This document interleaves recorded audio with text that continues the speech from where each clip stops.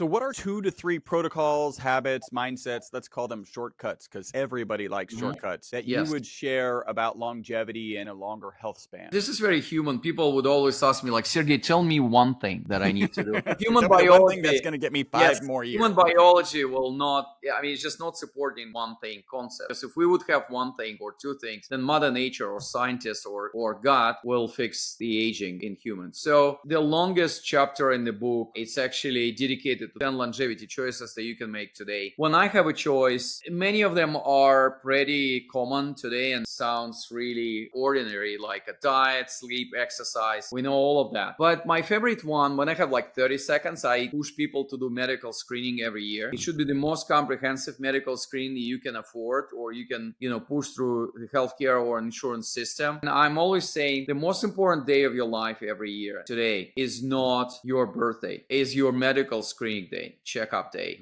Because if we are able to detect cancer, heart disease, metabolic problems, and soon neurodegenerative problems as well at early stage, that's an opportunity for us to manage this risk, to achieve the full recovery, and therefore extend our healthy part of our life. So medical screening, super important. We are in the middle of fighting the war against cancer. Don't be afraid. You'd better know this early on so you can survive, you can recover, and you can literally have the same quality of your life, spend the same amount of years and decades with your loved ones on earth. Get that screening so you can get across that longevity bridge.